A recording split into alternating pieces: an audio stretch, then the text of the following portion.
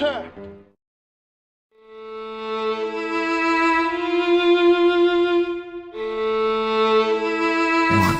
So after trying to contact her friends and trying to leave voicemails, I had the realization of this third idea that I ended up doing. I realized I fucked up, and what I wanted to do was drive 10 hours to apologize to her in person and, you know, comfort her and tell her what... Yeah, I know, but hear me out. So, here we go. Yeah, but I wanted to... So I did that. I drove 10 hours to Kentucky.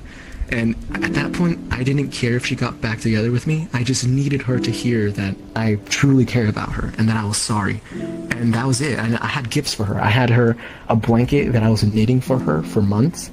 I had her, you know, like a heating pad because I know her period cramps get really bad.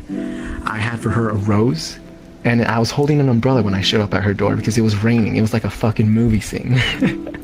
And so I showed up at her door with a rose and an umbrella in my hand and rang the doorbell, and her dad opened the door. And I was like, "Hi, my name's Rex, and you might know me as Rex." And he was like, "Oh, you drove all the way down here?" And I was like, "Yeah." And I told him I needed to talk to Cypress. That was her name. And so he was like, "Yeah, let me go get her." And then he was, you know, he went talked to her, and then he came back out alone. And that's when I knew, like, okay, it's over. So he closed the front door, and he's like outside with me. I'm standing there, like, in the rain, but I got my umbrella. It's dark. That's, yeah, but hear me out. To fucking come outside. No, hear me out. Okay, that's what I thought. No, but hear me out. Okay, so something like that he starts telling me advice. He starts telling me advice, like, you know, we gotta move on, and we're not always gonna find the perfect one. And I was like, yeah. And I told him, like, you know, I felt really sorry because, I forgot to mention this earlier, but with her, when I met her, she did a lot of, like, self-harm, and I stopped her. Like, I helped her stop that. She also wasn't eating enough, and I helped her eat more and, like, take care of herself. She was gonna drop out of high school, and I convinced her to do work, and now she's gonna graduate, like, really soon. So I pretty much gave my everything to her. And I thought that I was doing right, you know, like, I took responsibility. I drove 10 hours, and I was gonna apologize, and at that point, I didn't care if she got back with me. I needed her to hear that closure, that, you know, I always loved her and stuff. And I even told her dad that, if he wants, he can get the gifts that I had and then give them to her, but say that it was from him. At that point, I didn't even care if she knew it was from me. I just wanted her to have, you know, the things that she needed. And he said no, because, like, she was gonna know. And so I ended up just walking away after he shook my hand and said, "I really appreciate you for, you know, helping her out and stuff." And so, no, hear me out though. Fucking ride home. This is... It really did, but here's this though. I went back to my car. Yeah. I went back to my car after that huge boost, like boost of confidence that I had that things were gonna, like, finally work out or whatever. We always had plans about meeting up in person, and we were actually gonna meet up in, like, 3 weeks from now. So for it to end at this point was really a bad time. And anyways, I went back to my car and instantly felt my emotions go numb. And so I called my friend, and she was like, "Oh, I'm so sorry." And I drove to the nearby Waffle House for the first time, and I had a meal. And then I went back to my car, and then I drove for, like, a few hours, and then I went to a rest stop, and I slept in my car. You know, the blanket that I had for her ended up working for me because it was cold, and I covered myself with it. And so I woke up at, like, 6 in the morning, and I started driving back home. And on that way home, I started thinking to myself, like, you know, I really did what I could. I feel closure because I know that I did what I could, you know? I tried my best. I tried to fix it. If things didn't work out, it's okay. People here relate to this. No, but here's where it gets a bit fucked up. So I got home, and I was like, man, I feel kind of different. Like, I feel confident because I knew where I fucked up. I felt confident that I could fix it. And, you know, like, I guess I got closure because I didn't really see her, but I know that I tried what I could. And then I left a final voicemail to her saying that, and I didn't know if she was even getting them, but I left a final voicemail saying, you know, I'm gonna move on now, and, you know, we can both move on with our lives. And then a few minutes later, I get a call on Discord from one of her friends that I have been overthinking about for months. Okay, his name is Howard. So he calls me, and I'm like, what's up? And he says, we need to talk about something. And I'm like, okay. And then he tells me like, so why are you leaving her like these voicemails? And then that's when I told him everything. I told him what we were like, what we've been through, what the relationship was, and what happened. And he lets me talk. He's like, he doesn't interrupt at all. And when it's his turn to talk, he's like, okay, he's really calm. And he's like, okay, I'm gonna let you know, I studied criminology, I studied sociology, and I am a counselor. And he's like 24 years old. And at that point, I really wished that I had to know, I got to know him sooner, because I was completely wrong about him, you know? He turned out to be a great guy. And at first I thought he was gonna like bitch at me for like being like, why are you annoying my friend, and blah blah blah. But no, he was super calm, and he started telling me things that changed me after that. Because he started saying, he's like, okay, I'm gonna tell you where you went wrong. The part that everything went wrong was trust. And I didn't understand what he meant, because I really trusted her. She was loyal, and, you know, I trusted that. And so he started explaining, like, the moment that she broke up with me, he was the one that actually convinced her to get back with me. But he told her to give me one chance, and only one chance, and to set boundaries. Those were the rules. And she did. And I ended up screwing up, because I thought that if I brought it up slowly or something, that we could try to fix it. And I was wrong, and, you know, she ended up following his advice, and she never got back with me after that second time. And so this, by the way, when I got back home and he called me, that happened yesterday. And so anyways, he started talking to me and saying, he was saying like what I actually was doing without knowing was scaring her, because I crossed every single boundary that she had set up, and I didn't even realize it. He told me, he's like, I know you're a good man at heart because your intentions were good. I get where you're coming from, but your actions weren't. I was wrong to assume what her closure was. I can't know any other person's closure. Sorry. And so I started immediately feeling so fucking sorry and so guilty. And that was a sad thing, that I couldn't even tell him to tell her that I was sorry. And so he told me a really important piece of advice, and it's from Adventure Time. This is what he said. He said, there's a scene in Adventure Time where it's like Finn and he's upset, and Jake is there to cheer him up. And Jake takes out his favorite mug, and then he just throws it, and it's broken. His own favorite mug, and it's just gone. And he's like, see, it's gone, and it's not real anymore, so I don't care about it anymore. And that's what he told me, and he was right. I mean, I felt really sorry for what I did, and she didn't deserve that, you know? She didn't deserve to feel scared when I showed up at her door. She texted him, and that's why she didn't come out to see me, because she was so terrified. Just imagine you break up with someone, you block them, tell them not to come see you. The only reason why I did drive that far was because we still had plans that day, and so we still cared for each other. That's how I knew that we still cared for each other. And so that's why I showed up, because I thought that maybe in person she would, you know, sort of have a realization that, you know, I'm actually more caring. And he told me that when I did that, it scared her really bad. She was terrified. And she went from loving me to breaking up with me to then fearing me. And he told me that, you know, at this point, the relationship is beyond repair. It is ruined to pieces. And he was talking about the mug scene from Adventure Time. Pretty much the mug is just shattered to a million pieces.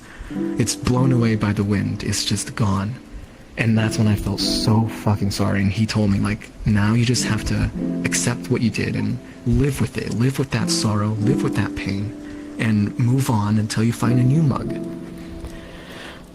Sorry. And that's when, you know, it hit me, like, maybe it wasn't meant to be. Like, it wasn't meant to be, but maybe it was meant to feel like it was meant to be. Because now, knowing that it felt so much to me, that's what hurts, you know? And I want it to hurt, because now Can I say I something? take this... Yeah. You loved more than you should to the wrong person. I think so. And what I'm saying is, like... You are a very good guy. You deserve somebody that puts the same amount of effort into the relationship than you. I've been through the same shit, and I told her to shove her friends up her ass, because obviously they're more important than I am. Just like that, and I moved on. And it's the best thing I could have done. Because clearly, then her fucking best guy friend ended up falling in love with somebody else, and guess what? Then that person got jealous that they were hanging out, and then she ended up with nobody. So simple as Yeah. that. So when she chooses her friends over you, that's fine. It's no big deal. Bye. It's okay to have friends, but there's a limit. If you want to hang out with your friends more than your boyfriend, the person who's supposed to be your forever person, and if you're looking for a future with, clearly there's something there. Simple Seems as like I'm getting you to the should end have been here. more of a priority. Yeah, I'm getting to the end here. I'm almost done. Sorry. So after he told me all that, okay, so Go ahead and finish up. after he told me all that, I knew that there was nothing else I could do, and I really cared about her. So then that's when I realized the best thing that I could do for her was nothing, because the more that I tried, the more she would fear me, and that's when I got my closure, knowing that me moving on would bring her closure because she didn't have to think about me or deal with me anymore, And it's okay. I mean, I want to live with this sorrow. You're a fucking nice ass guy. No, but like she blocked me on everything, and I completely crossed her boundaries and showed up 10 hours. I drove 10 hours to show up at her door. She told me not to come visit her and stuff. Caring, loving. And that's the Because thing you that care. I I had the same issue. It was kind of stalkerish type of thing. Yeah. Yeah, she Not felt And like for me, though, they were in my fucking point in a of view, relationship. How I long were you guys realized together? I have a 10 question. months. Can y'all shut the Oh, fuck that's up? not enough. Never mind. Never mind. Wait, yeah, I think I'm gonna take questions after. I'm sorry. I'm almost done. I'm almost done. story time. Story time. Let's finish hearing the story. Okay. You there, baby girl? So after your that, time, take your I had a sudden realization that this whole time I was like the villain of the story. You know what I mean? Without knowing it, I was what was causing this issue, and it was a really sad feeling. And so, now I have to live with this pain and this sorrow, and I want to because even though it does suck, it hurts knowing that that she didn't deserve this. Like, I know what we've been through because I was in the relationship, I know a lot of people say, oh, she didn't deserve you and all this, but it went on for months and she got tired of it. I can't blame her for that. And, I can't blame her for not seeing me when I showed up at her door. And so knowing that I have this, feeling and sorrow in my chest or whatever, I'm gonna knowing that if I move on, it's gonna help her. That's my closure. And so now I just have to accept this and move on so that we can both feel better and start new chapters. And with this pain and with this sorrow, I'm gonna use it and turn it into something beautiful. I'm gonna use it to learn from it. This is one of those moments where it's not about the destination, it's about the journey. And this whole 10 months and whatever it's been about, it's like it feels like I was supposed to fall deeply in love with her so that I can feel this pain now, so that I sort of learn from this and move on and find a new favorite mug as the method, Okay, that's cute and all, but honestly, go fuck your sister. Oh man. It sounds like she played her. That's all cute and whatnot, I did, my boy. but And so just fuck her sister. Honestly. now I'm trying to move on with this You're, pain you're and being too sorrow. nice. For real, dude. Somebody broke if your she heart. has siblings, just fuck Stop them. it. Somebody broke Just your Yeah, heart. but rub it in it's her for the face. best. I know now that I sorry. can't try I know you're anything trying to because be- it'll hurt her more. And that's Should why be I get alright, my should be sorrow, my closure. I mean, knowing that she's gonna be okay. If I don't talk to her, she'll be okay. And now I feel like I can finally, feel better because she's gonna feel okay, and now I can feel okay. And so, it does suck that she didn't deserve this and that, I lost all that good stuff.